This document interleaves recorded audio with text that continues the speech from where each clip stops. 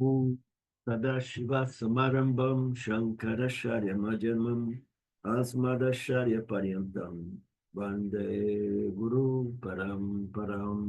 Om. Okay, Namaste. uh,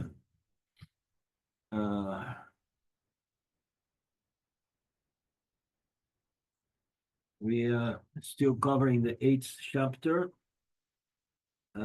verse 14, just to recap here. I'm easily available to that yoga who is ever steadfast and constantly and continuously remembers me always and with an undistracted mind.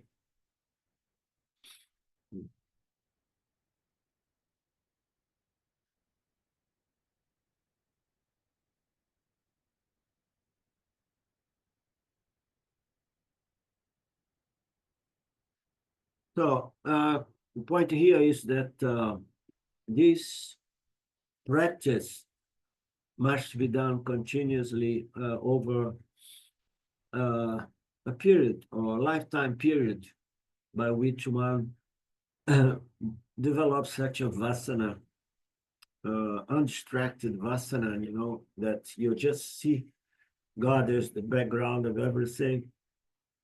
And then, of course, the person reach, quote unquote, reality of Brahman. Brahman is always available, it's never not available. But he means to say here that I'm easily available. I'm available for everybody, but I'm easily reachable. I'm easily understood by those, with a focus mind constantly and continuously remembering my nature, my saguna nirguna nature in an undistracted manner, or Arjuna, so I will be easily understood by you if you have that kind of steadfastness developed, around my nature. Think of God is thinking of God nature as the creator and as the true nature of Ishvara, the creator.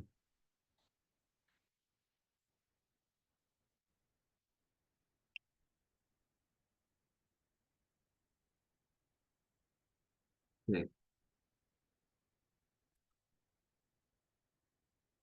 And then the difficulty is like why to remember at the time of departure. So we have to remember this point here, why Krishna is emphasizing this time that you just dissociate from the physical body is because whatsoever thoughts you're going to be holding in your mind is going to condition your next birth. And it makes total sense. Whatsoever kind of thoughts we hold at the end of the day, in the night, is going to condition a kind of a dream state, and it's going to condition more or less my awakening state in the next morning. You understand? So likewise, leaving the body is going into a sort of a longer sleep, but the material retained in the mind at the time of departure, as well as at the time of moving from the awakened state to the sleep state, is going to be there as the base upon which we're going to have dream states and the next awakening day, awakening state, and so the next birth, the next lives, the next rebirth, the next incarnation. And the key here is so simple to understand that that is a fact, but it's also easy to understand that you cannot just fake that situation of holding on to that memory, holding on to that thought of God and the nature of God. Some people may even hold to God. I remember my father's second wife. She died maybe 20 years ago, 20 something, 25 maybe. And she was a Christian, and she had a cancer, and then she ended up dying from that cancer at a relative early age, maybe 70 or 72.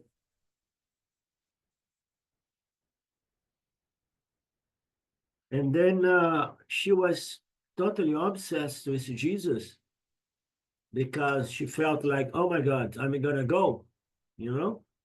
So I'm not gonna get out of this situation anymore. I'm gonna die. Huh? And then she was focused on Jesus all the time, God being represented by Jesus. And my father was very much impacted by seeing her in the intensive care, you know. The only thing when she you'd become a little cautious that she would say is like, Miss, save me, Jesus, save me, Jesus, save me, Jesus, save me, Jesus, you know. And but Jesus me salva, Jesus me salva, Jesus me salva. And my father was like, oh my God, you know. So some people may think of God or a representation of God at the time of a departure, but out of fear and despair, which is not going to mean that the person is reaching God, you know. It's just the person in the last moment trying to somehow make peace with God, but with more demand. My demand is I don't want to go, you know. That's not what the scriptures mean by keeping the mind in the Lord at the time of departure. Is really a profound understanding of the nature of the God, the nature of this relationship between the person and the creator, the laws, you know, the Dharma structure, and furthermore, the true nature of Ishvara as Nirguna Atma, you know, the same nature of all jivas, of everything in the cosmos. So this is the knowledge that definitely can bring about a much better birth, a rebirth, and it's a knowledge that has the potential, according to the scriptures, to liberate someone to the extent of no further incarnation.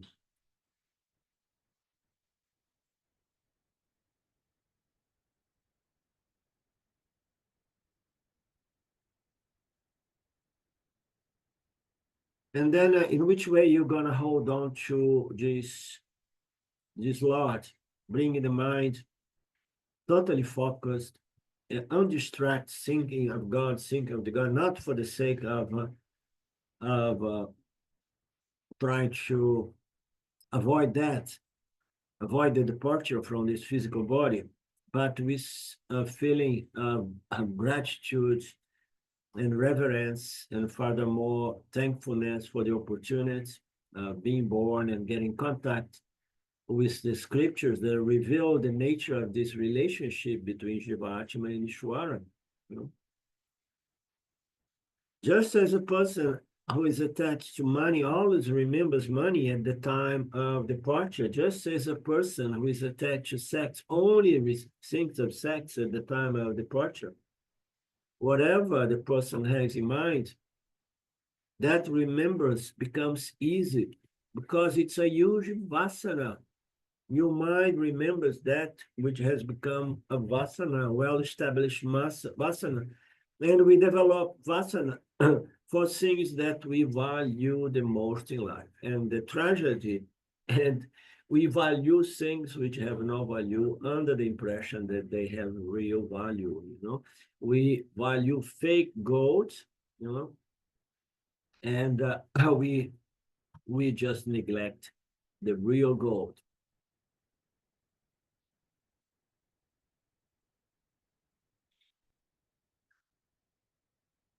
Therefore, one has to live balanced, integrate the life,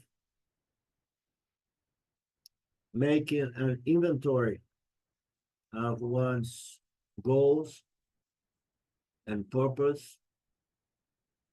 So developing priorities, simplify, in most cases, simplify one's lifestyle so that we can develop this spiritual vasana.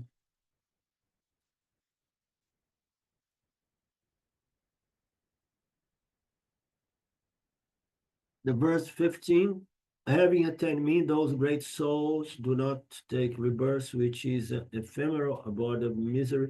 They have attained liberation ultimate. This is a strong kind of verse, because here in the Krishna Guru presents statements of total dispassion towards incarnation, towards this physical duality. He says that those people who have got the understanding of the real value of this difficult process of human incarnation, they are great souls. They come to understand the same nature, our natures. The nature of reality is non-dual, nirguna atma. And these souls do not need to take further rebirths. And then and then Guru Krishna says, further rebirths, which is an ephemeral abode of misery. So I love those strong statements here and there that point to how really miserable life is, because people do not like to see that clearly and truly and honestly, So life is said to be experiencing dualities, and among those is pleasure and pain. And unfortunately, the human mind is so disturbed, it's in such a bad condition that it experiences much more pain than pleasure. Peace is something that happens once in a while here and there. So life becomes very miserable, but somehow we get familiarized with our misery, isn't it? I remember James telling one old joke of him, very gross, about his friend who said, "Yes, my life is shit, but is mine," you know. So we get used, familiarized with our miserable lives. And then two things, we don't want to transform it because we got used with suffering. And furthermore, we don't want to die. We want to live, attached to my misery to the very last. And I will ask for more few years, more few years, more few years. And if I have money, I will try to freeze my body in a kind of technological coma, waiting for science to revive my body so that I can cure my illnesses.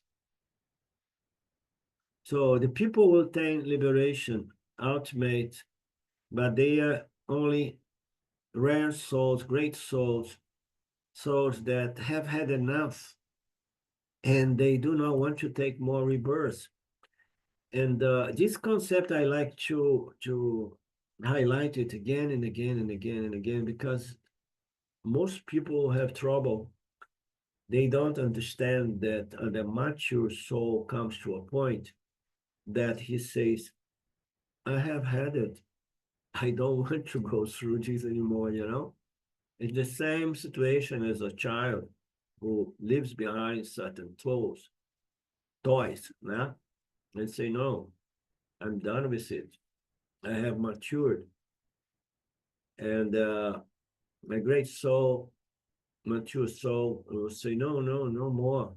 You have to remember the joke of that little baby in India that opened his eyes and start crying, not again, not again, not again. Because those are great souls. They somehow, they thought that they are done. They thought that they were liberated from having to come back to this level of miserable duality. But somehow they find themselves back again. So the right attitude is, if I have to come back, so be it. So Ishvara is the only one knowing if we have to have another round or not. And we have the scriptures that tells us again and again, if we grow, if we become great souls, and if we need to take another rebirth, we know for sure, we have trust in the scripture that it's going to be a very, very great, valuable birth, meaning to say I will find circumstance and certain associations that is going to accelerate my path through self-knowledge and moksha. If we come back, it's because we need to come back. That's why I have been saying lately that this talk about moksha, we should stop with this BS and say, leave moksha to Ishvara. You understand? So what you do is you get the knowledge and you purify, purify, purify. And the great system called Ishvara is going to know if you need another round or no more. And then his individual consciousness solves in universal consciousness as the only reality. Ah, but it's a reality without duality is not fun. Oh my God, you did not get that the fun comes always together with the unfun. And there is a lot of unfun and some fun in between.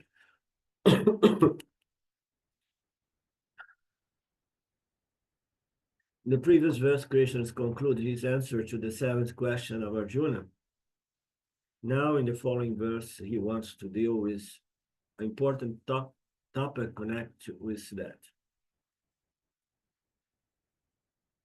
From the verse 15 to the 22, the verse coming now, Krishna is going to talk about the two types of human goals.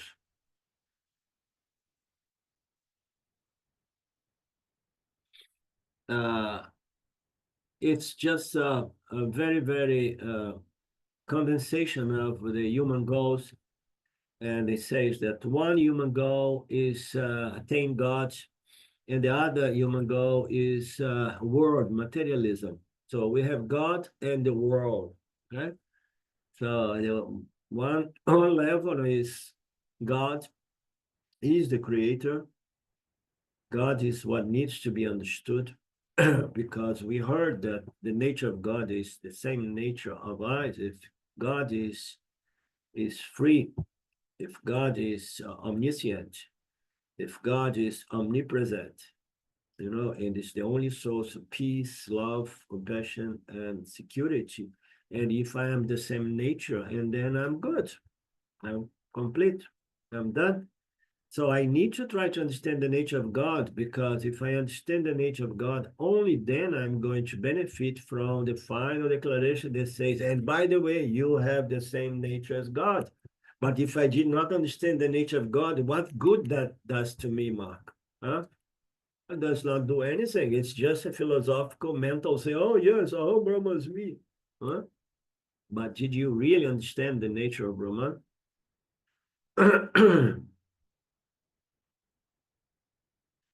So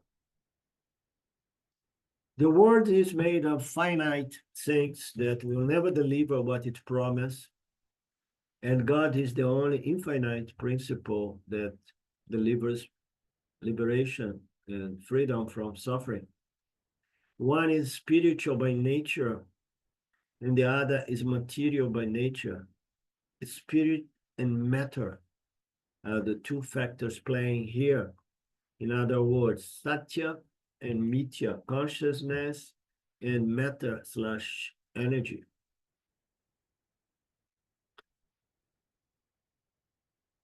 An intelligent person, says Krishna Guru, for such an intelligent person, God becomes one's real focus and primary goal in life. But for the less fortunate people, the indiscriminate ones, everything other than God is their main focus. Okay? Everything other than God. And that does not go only for materialistic physical things. but it goes into the subtle materialism and the religious materialism and even mystical materialism. It's all materialism.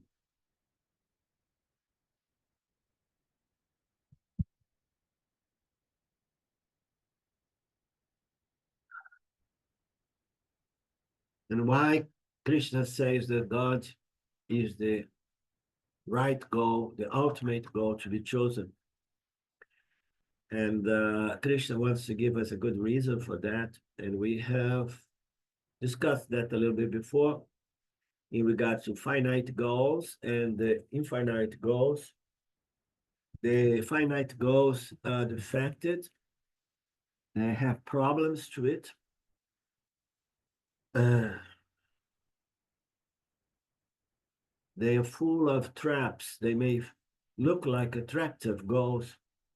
Sometimes he has a large audience, it seems, and he presents things mildly, and then he says, "Okay, all these materialist goals, they have defects, they have problems, but they are all wonderful goals, all right, but they have some traps to it, you know." So he has to be soft with people, you know. He would never say they are stupid goals, all right, you know. But you are stupid, so what? You need to get over this stupidity, you know. He will never put things in that manner. What are the threefold dosas? The defects. You remember the first dosa is dukkha, mishritva. They have got pleasure in them, but equally they are mixed up with pain. So we know that first level of the fact, it gives you a certain pleasure, but built into the pleasure there is a pain. The pain in the form of acquisition, to gain, to get, to accomplish, to obtain what I want, I have to work very hard. You know, I have to go for years and decades working so hard here in Florida, in the United States, to try to save some money, to buy a house or an apartment, you know, to accomplish at least that acquisition, that goal. You know? And as we know, that is not deliver the the joy that we are looking for. You know? So, but anyhow, the first problem is that acquiring thing is a pain in the butt. And then there is another pain in the butt, which is how to preserve, how to maintain. And the ultimate last pain inherent to any pleasurable gains is that what comes will go.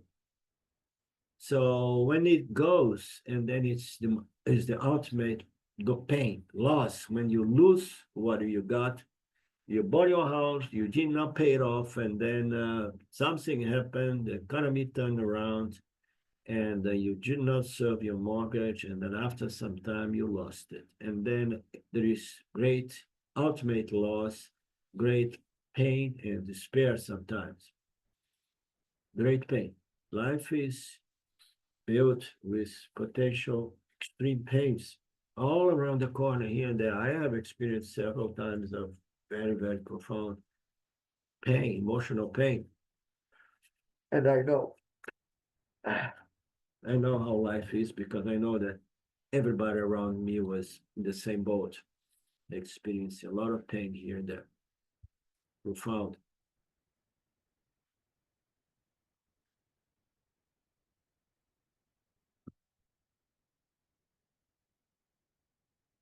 Okay. A second effect is that anything I gain, I accomplish is finite by nature and will never give total satisfaction because it could be better. You know, I bought my house or my apartment, but it could be a nicer home, a nice apartment. The neighbors here, you know, in the next condominium, they have better, newer homes and so on. I will compare my accomplishments and I will never feel satisfied because the satisfaction coming from the world of objects out there is going to have this problem, because by the time you got something, that thing is already old style. You know, it's already past, and things have changed so quickly that you feel like, oh, this car was so good 5, 10 years ago. Now look at the new models. I need to pause to go a little bit to here to the restroom for a moment.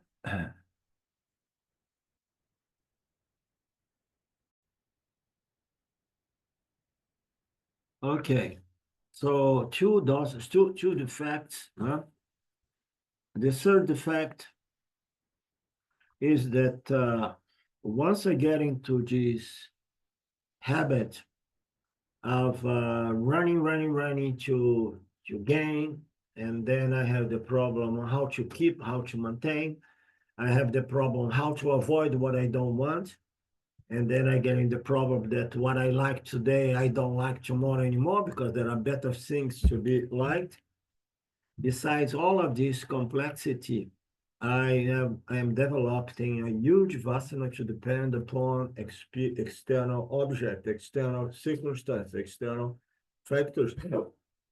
And that is a death sentence. When I develop such a vasana that is irreversible, is invincible, I I have my mind set that something out there is where I find a solution for my misery. And then I'm gone. I need another birth, maybe. Huh? I was listening to Swami Paramarthananda today, this morning. We got to the chapter 12, and he was talking about people. Oh, he was talking about the all the yogas, subdividing that chapter, representing the devotional aspect of each one of these levels of as Kami Yogi, Swami, Krishna subdivides in two levels, and they pass in two levels, and then you have Yan Yoga. So five stairs, into moksha. And then he said the last one, the last step is Yan Yoga. If Yan Yoga is too difficult, too subtle, and then he says you step down to the fourth level, and then you stay with Supassana. And then Upasana, uh, I'm not going to go into details of that teaching because we're going to see it it's in the near future. But anyhow, you go, if the fourth level is too difficult, step back to the third, then to the second. And if it's necessary, go back to the first step, which is Kami Yoga, using a symbol of Ishvara as a deity, and go back to that. And then he says, and if this first step is too difficult for you, and then he stops. And then everybody's waiting to see what he's going to say. And then he start, he's laugh. I forgot how you say in English. And say, I don't want to say that word, but if that one is, I'm not going to say that, and then go to hell. I'm not going to say go to hell. I'm going to say go to another birth. Try again next time. Okay. Hmm.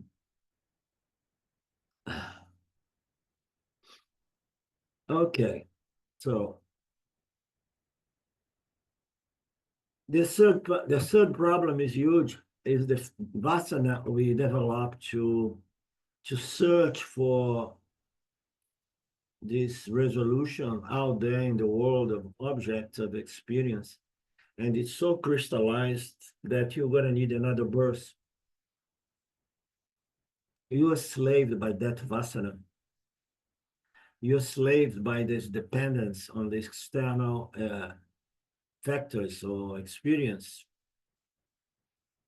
and you have put your faith on in the world, on the world rather than on God, you know, and not realize that God alone represents Punatva, independence, love, and fullness and completion. Because when you choose God as your goal of life, ultimately you are going to discover God. This is very beautiful, this passage here. He says, when you choose God as your goal, almost the block of Vedanta.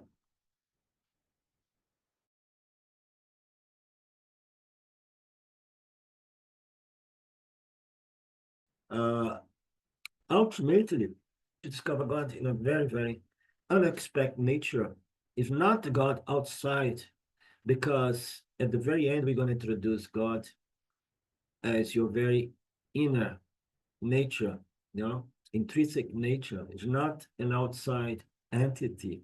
Ultimately, when you choose to look, inquire into the nature of God, you choose this inquiry into the nature of God as your primary goal in life, you are going to come to the final definition of Tatvamasi.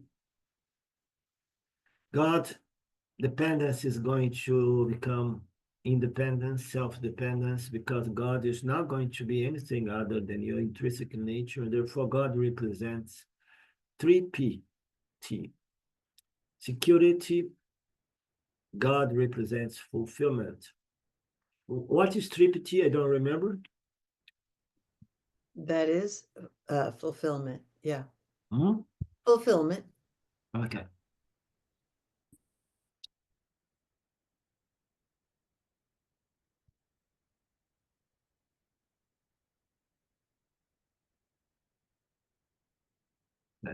Therefore, choosing God is the wisest choice Krishna wants to declare in this verse. Now, comparison between two gods, God and the world. He says, if a person attains me, then what is the advantage?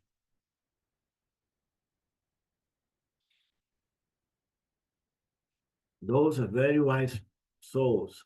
They have made the best possible choice in their lives. They become Mahatmas, they become Jivan Muktas. Purna Janma, they never come to finitude again. They are never going to need rebirth. They never come to the realm of mortality again. They will never have to experience all opposite pairs of life, such as ups and downs, pleasures and pain.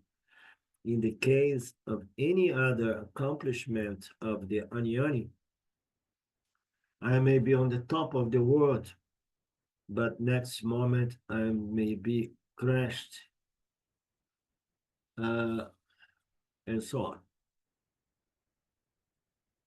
Sometimes the whole world praises me, sometimes the whole world rejects and, I would say, oh, what is the opposite of praising?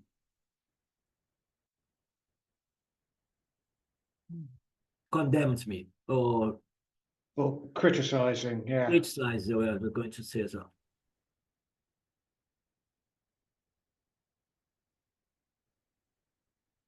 If we expect our happiness coming from gaining praise and respect from people, we are set up for great suffering and frustration. Swami Dayananda used to give good talks on this uh, theme, the dependence, the need of respect from others, validation from others. Swami Dayananda used to engage nice psychology within Vedanta, but here and there, not overdoing it like Shine World does nowadays. Here, Purnajamama means finitude. These people do not come to, they don't come to these finite bodies anymore. What does finitude represents. It's so interesting because I remember again, so, I keep calling him a Swami. He's not a Swami. He is Ramana Maharaj. That somehow, for some reason, he came to the world of finitude. He was born and he was uh, attached to that young physical body. And then out of the blue, he had that experience that we know. And he immediately he said, no, no, no, there must be a mistake here. I don't want this, you know. I don't want this. I don't know why I'm here, but now my eyes are open and my mind is expanded, and I see no. I mean, there must be a mistake here. I don't want to be here. And then what he did is say, no, I'm not going to kill myself because it would be somehow insulting to God, you know. God has brought me here. I have to accept, but I'm not going to engage this, you know. I'm going to look for a nice cave in south of India, and I'm going to create my small little world in a cave. Yeah? So that I don't need to deal with anything. I don't even need to feed this body. I go into samadhi and the body is going to serve as food for the insects later on. And then I'm done and I'm out of here in a nice, now insulting manner towards the creator, you know. But it's interesting that he came and immediately realized, no, no, no, I don't want to live this this finitude, you know. And the story we know, it's very interesting that people found him and rescued him and brought him back, insist for him to talk and to engage and this and that. And then, as it seems, he accepts that Parabada as well. The only permanent thing is God, is the only source of love and satisfaction. The world is the soul, is the source of dissatisfaction and pain. It's fleeting and impermanent moments of pleasures in an ocean of pain. Such finitude, otherwise called samsara, mahatmanam, na apnuvanti. These intelligent people do not come to that. Just like Ramana, I say, no, no, I'm not here for that. Then what will happen to them? They have accomplished their highest goal, and only Shwara knows, and they don't come back. But if Shwara decides to send them back, so as he did with Ramana, he says, okay, I need to become a sannyasi. Now, I call him Swami because he was the ultimate renunciator. He renounced family and everything, threw away his money on the way to southern India, you know, and then he lived there, giving his life in the hands of God. And so if you come back and then you say, okay, and then I don't want to participate because there is no purpose. I mean, in the last time I decided to be a household and participate. By now that game is over. If I come back, I come back for what, God? Huh? What do you want from me, Shwara? I don't want to engage family and this and that, husband and wife. So what do you want me to do this? If you don't have a purpose for me, I'm just going to go to live in the forest or to be a sannyas, just you know, waiting for my karma to exhaust.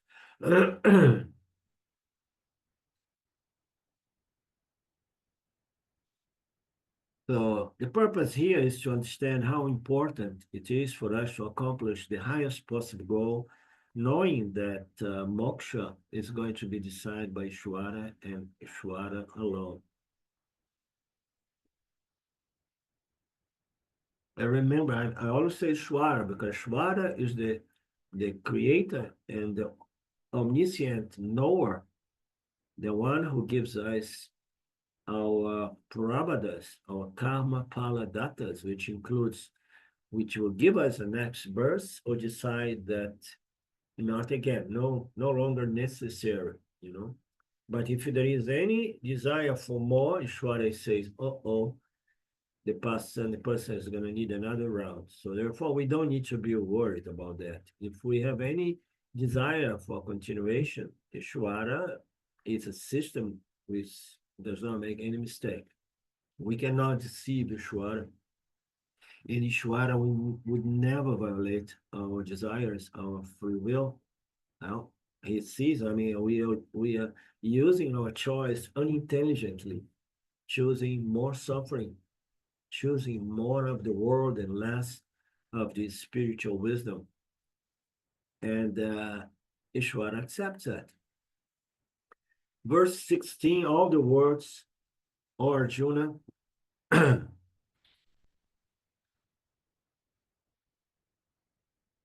including the realm of the Brahman, are subject to return. But after attaining me, O son of Kunti, there is no rebirth, O Arjuna.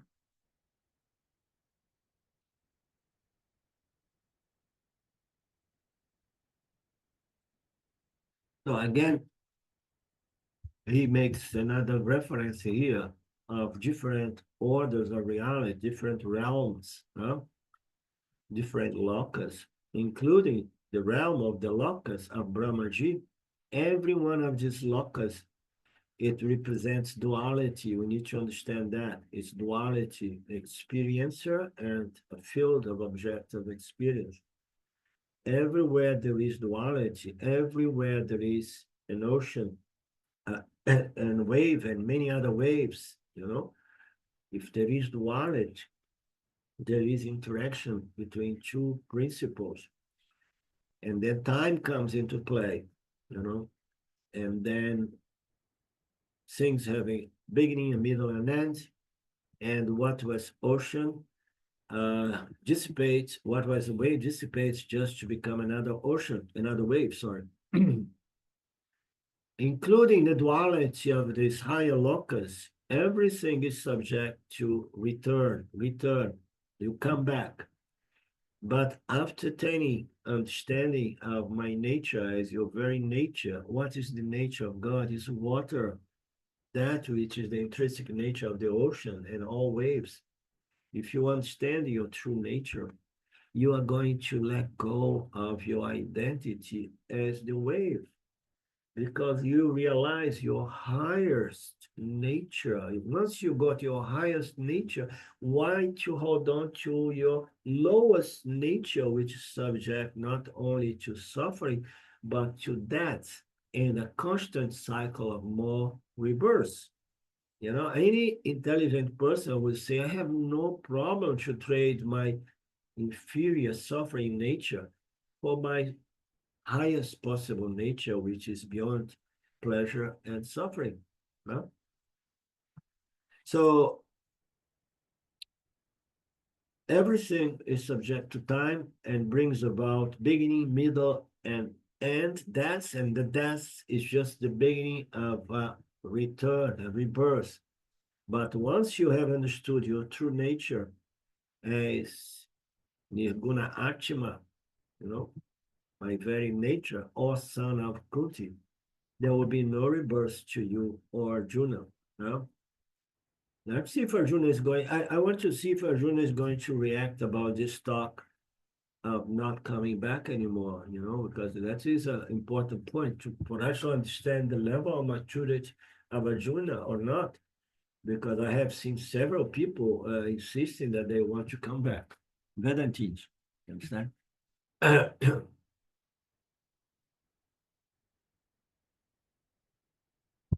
If not to this realm of duality, but other subtle levels of duality, you know, in which the individual soul is still retained as a wave, not the ocean, not the water. What about the other lokas, celestial heaven lokas? We have heard about so many heaven, so many lokas, celestials. They say that duality there is wonderful. It's love and a lot of punya. So people say that it's wonderful there.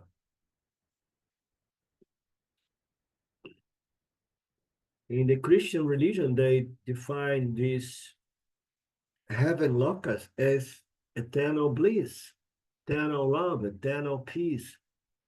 It's very difficult for me to understand how they come to this conclusion that anything in duality can be eternal.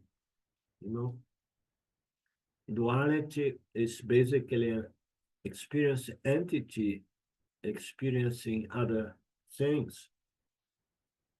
And whenever there are two, there is limitation, there is time, there is space, there is beginning, middle, and end. We say that, but the subtle body does not die, the physical body dies only. The subtle body means that, yes, but the punya papa dies. You understand? If you have a lot of punya, you're going to exhaust your punya. And then you're going to have to come down experiencing, manifesting to experience aspects of your papans as well. You understand? So everything is in a constant flux of change. There's nothing really eternal. There is no eternal heaven. And I find it beautiful to see, to a certain degree, the culture around Christ, Jesus, and Christianity.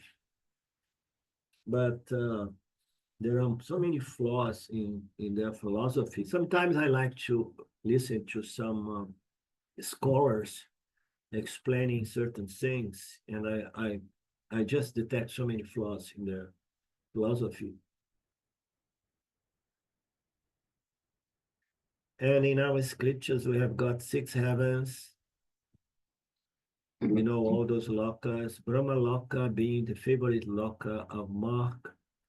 But even Brahma loka cannot guarantee total security. Brahma loka is going to provide finite goals and experience. You're going to enjoy that, but you're going to have to return to lower lokas. And then one day you're going to return to Madras, or even to some worse place, in some even more cruel areas or aspects of this planet.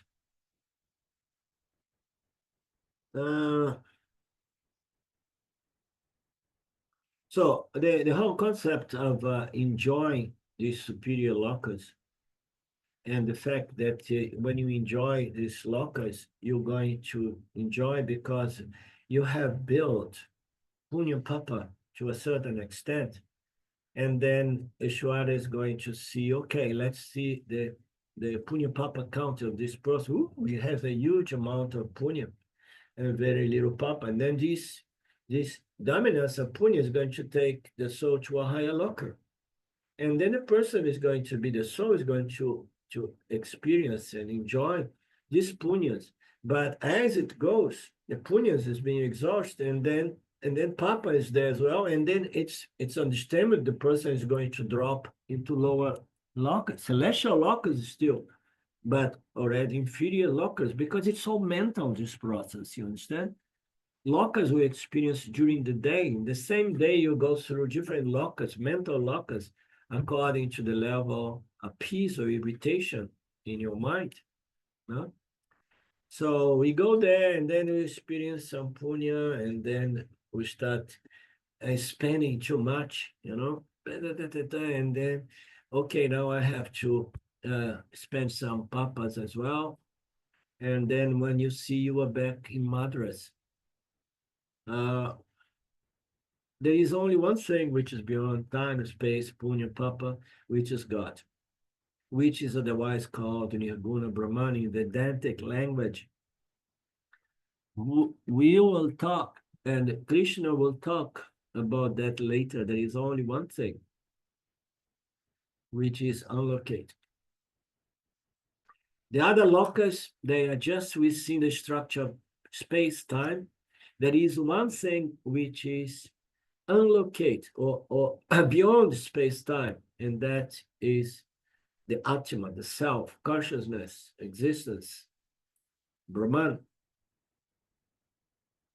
And the locus being space and time and requires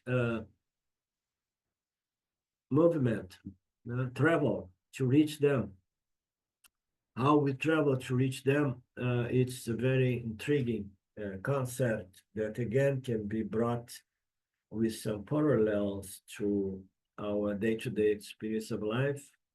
When we begin experiencing lower vibrations of irritation, frustration, depression, we can see, that we are moving, we are traveling the subtle world, mental world, from higher frequencies in which you have a mind which is clear and pacified into experience unclarity and disturbance, and then you can go as down as we see people nowadays totally, destroyed with drugs and other things, walking in the big cities in the United States and all over the world by now.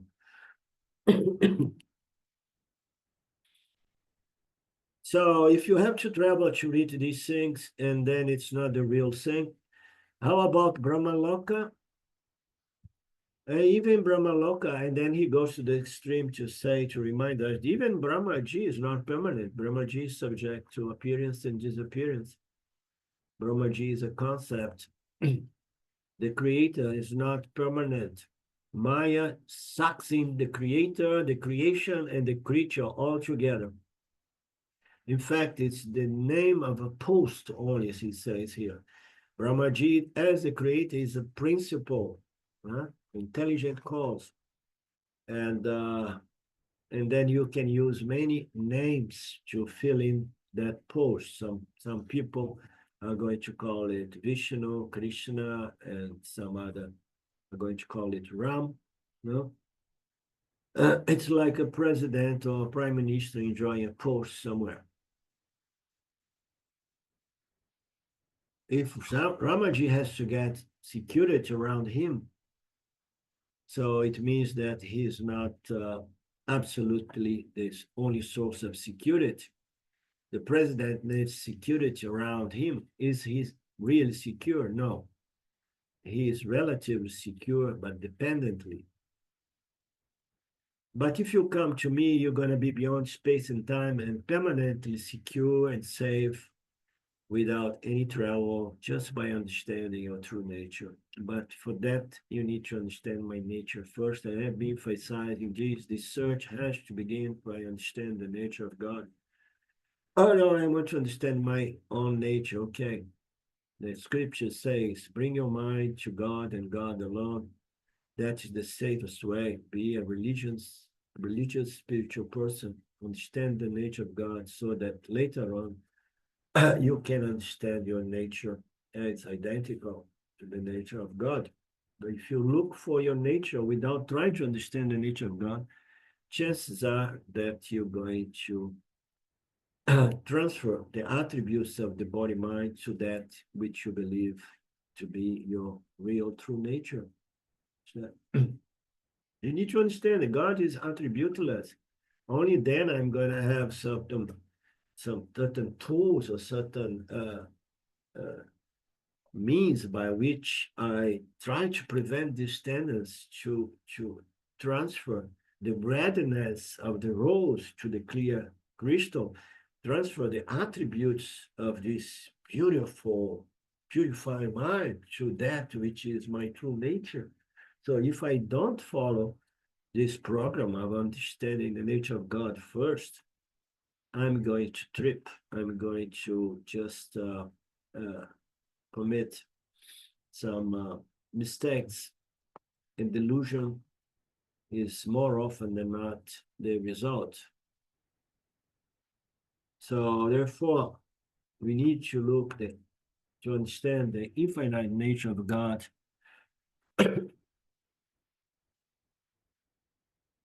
Because that is the only source of security. Verse 17. You guys have something to say?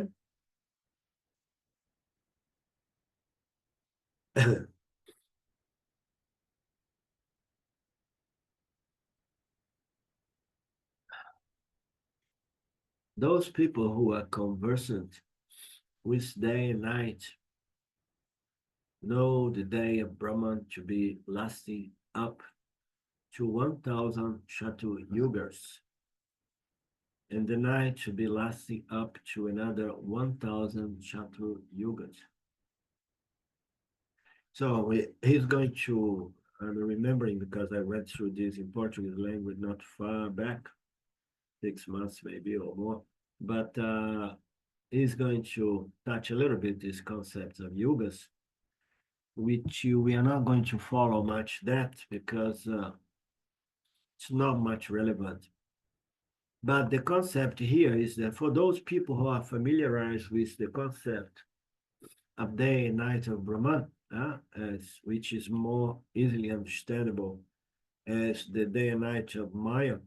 Maya is the one who somehow projects Ishwara Jiva Jagata, and somehow Maya is the one who sucks everything back into the macrocosm causal body of itself, in which everything exists but only latently in its potential seed form.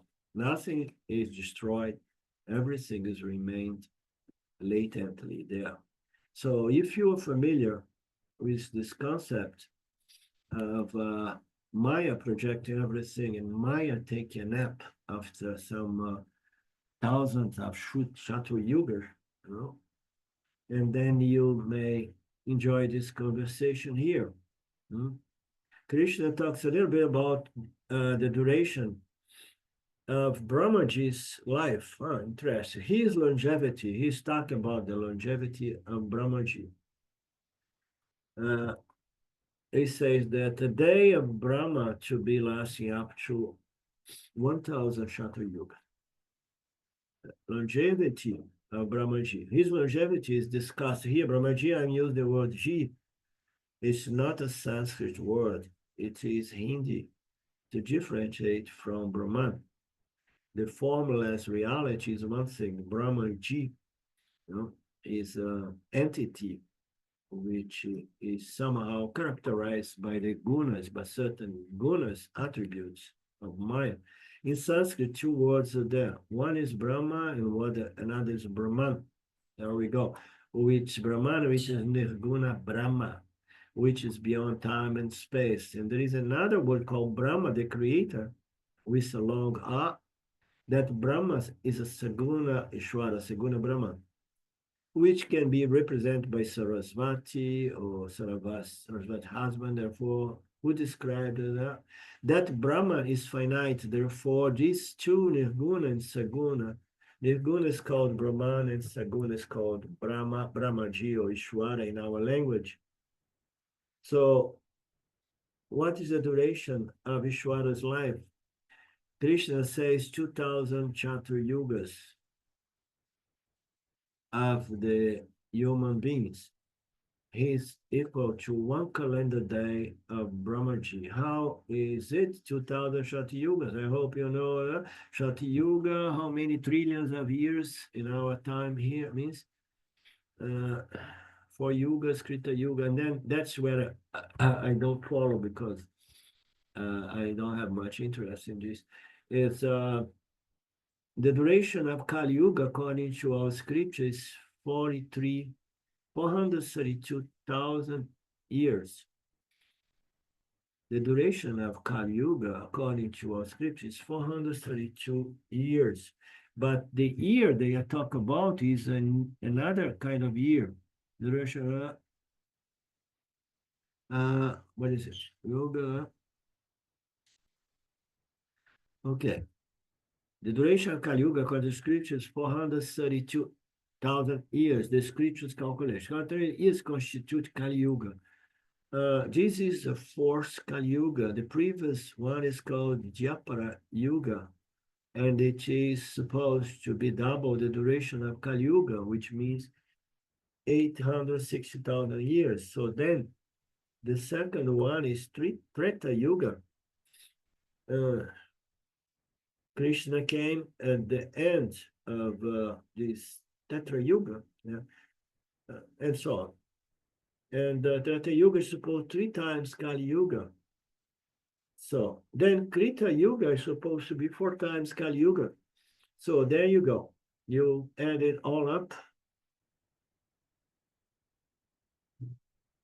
And then you have one cycle of yugas before Maya goes to have a nap represents 4,320,000 years.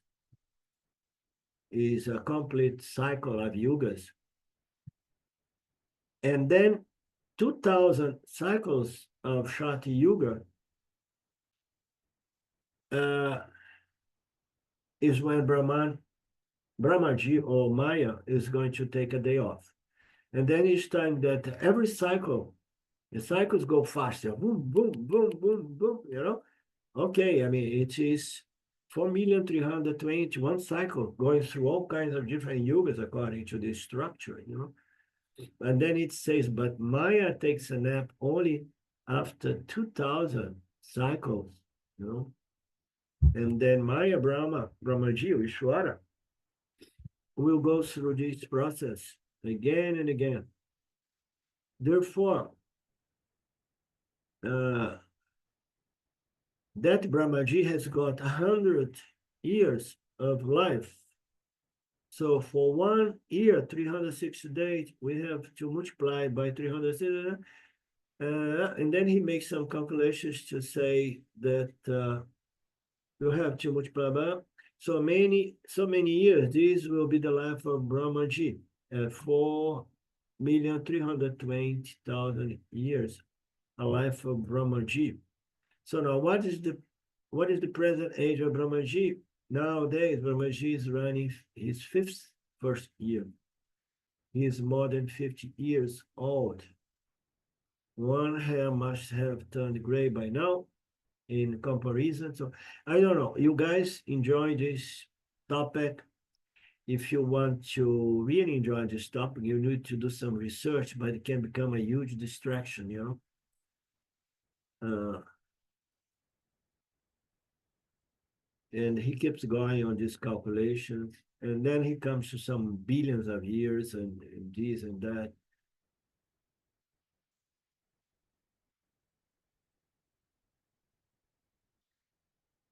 Brahmaji, all these calculations to try to define what is the cycle of life of Ishwara. Okay, those people who have studied and familiarized with the scriptures talk about these yugas, you know, they will know the details. We don't care for these details, and I don't know why Swam presents G, but he presents because in India, some people like to go into it a little bit, especially because Bhagavad Gita, it's not only a teaching in respect to Kama Yoga and Yana Yoga, it has some elements of the Vedas, which has nothing to do with Kama Yoga or Yana Yoga, but some mysticism or a little bits and pieces of exotericism is there. Verse 18, on the arrival of the day of Brahma, all manifest beings emerge from the unmanifest, and then again after all this cycle go of all yugas and so on. And then at the arrival of the day of Brahma, when Brahma is rebirth, or Brahma comes out of this sleep or coma, and then the manifestation, poof, because when Maya or Ishwara wakes up, and then Ishwara Jaga is manifest together with the creator, and it emerges on the arrival of the night of Brahma, they merge into that itself called the unmanifest. So this is a concept that we know. The the way from the unmanifest causal body, the manifest, which is Srishti or origination or projection of the universe comes, and then at the time of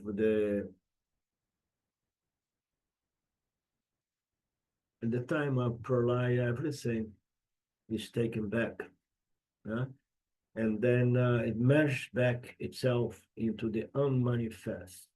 Okay, what is unmanifest and what is manifest? So sometimes we see here and there the scripture saying that Brahman is the unmanifest. Yeah? But what is unmanifest is Maya that sometimes becomes manifest as the cosmos. Okay? Brahman, as I have been saying lately, maybe in my Portuguese class, is beyond manifestation and unmanifestation. It's always ever manifest as the substratum on which Maya, projects, manifests the cosmos and resolves back the cosmos into itself in its potential latent seed formation or unmanifest seed of the next creation, next origination. Okay, so I have passed the time here. Today is Friday. Yeah, no? Today's Friday. What was the agreement for next week, Lynn? I think we agreed to meet Monday and Friday next week. Thank you. We meet then next Monday. Okay. And then Friday. Anything else? Thank you for that last point, to discriminate between Brahman and the manifest, unmanifest nature of Maya. That was a You wish to say nothing? No? Friday. We are in Brazil. We arrived in Brazil Friday. Okay, yeah. Silvia's remind me that Friday we'll be traveling back home. So, and then we could do it on Thursday. We talk about that this coming Monday, okay? Okay. The discriminating what? What you say, Brahma and? I appreciate your discrimination between Brahman and Maya, which we Yeah. can talk about in terms of manifest and unmanifest, but we Yeah. can't do that with Yeah. Brahman. Yeah. Yeah, Brahman. I mean, there are some subtle distinction here. Brahman is nirguna. Brahma is guna, is sattva guna, let's say, okay? The supreme power, the supreme intelligence, supreme, knowledge. And then we have Brahma, the creator, the material, intelligent cause of the universe, who's sustaining and so on. This is Brahma and Brahman. Brahman is the substratum, Brahma, the creator, the sustainer, and the destroyer, which is present in the Hindu society, the Hindu culture, as Brahma, the creator, Vishnu, the sustainer, and Shiva, the destroyer. Okay, Jesus is also Saguna Ishwara, Saguna Ishwara. And then we have Nirguna Ishwara, which is Brahman, and then it manifests as Brahma Ji, the creator, Brahma Ji. Brahma Ji is finite, is subject to arrival and departure. Brahman is beyond that. And then from the unmanifest, the universe, meaning to say, Brahma, Ishwara, Jiva, Jagat, manifest, okay? And this unmanifest is Maya, which is identical to the macrocosmic causal body of the universe, of the cosmos, okay? Which is different from Brahman. Brahman has nothing to it. Maya has all the gunas latent as seed, as potential, but Brahman has nothing, no attribute whatsoever attached to it. It's the substratum, the addistanum, okay? Om Purnamada Purnamidam Purnamudachyate Purnasya Purnamadaya Purnamevavashishate Om Shanti Shanti Shanti. Om Namaste. We meet next Monday. Much love. Good to meet you again today. Glad Namaste. you're feeling better. Take care. You too. Bye. Thank you. Thanks, Linda. Great satsang. Okay, I'm glad you're feeling better. Continue Yeah. the recovery. Yeah, getting there. Thank you. Good. Okay. Bye-bye. Lots of love. Bye now.